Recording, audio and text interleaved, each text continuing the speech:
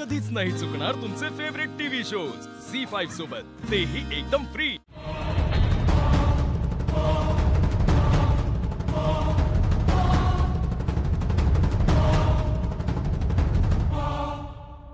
आत्या शतग्रीव परत येणार नाही।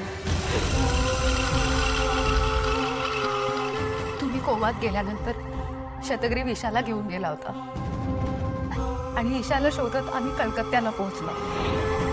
आई, सगळ्या संकटांशी लढायची शक्ती मला दे। इतर घराला लॉक आहे।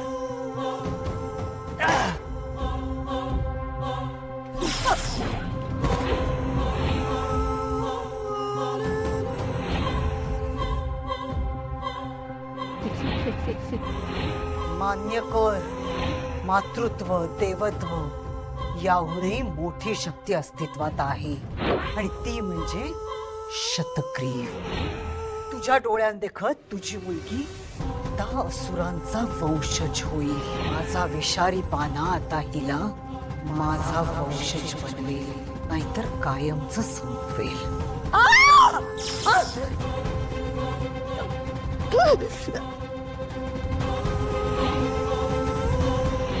विरोचक असो नाही तर शतग्रीव, सगळ्यांना देवी आईला शरण यावंच लागतं।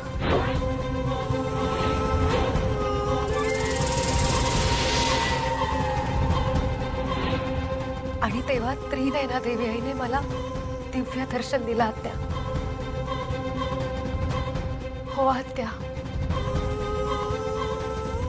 साक्षात देवी आई माझ्या समोर प्रकट झाली।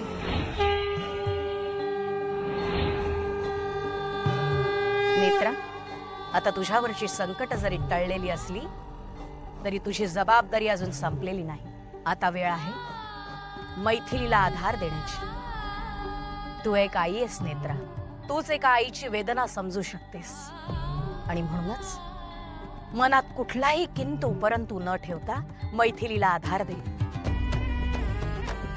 हे काम तूच करू शकतेस, किंबहुना हे काम तुलाच करायला हवं, कारण शतग्रीव परत येणार आहे। विरोचकाच्या वधाचा सूड घेण्यासाठी शतग्रीव नक्की परत येणार। पण लक्षात घे, मैथिली तुझ्या घरात असेपर्यंत सुरक्षित आहे, कारण तुझ्या घरात माझा वास आहे। पण ज्या क्षणी मैथिली तुझं घर सोडून निघून जाईल त्या क्षणापासून तिचा शतग्रीव होण्याचा प्रवास सुरू होईल। आणखी एक, जोपर्यंत माझा तुझ्या घरात वास असेल तोपर्यंत सगळं सुरक्षित असेल। पण ज्या क्षणी मी तुझं घर सोडून निघून जाईन त्या क्षणी शतग्रीव मैथिलीच्या शरीराचा ताबा घेईल आणि अनर्थ होईल, विध्वंसाला सुरुवात होईल, कारण हे सगळं विधिलिखित आहे। जे विधिलिखित आहे ते घडणारच। यशस्वी भव। झी5 ॲप डाउनलोड करा आणि पहा सर्व एपिसोड्स एकदम फ्री।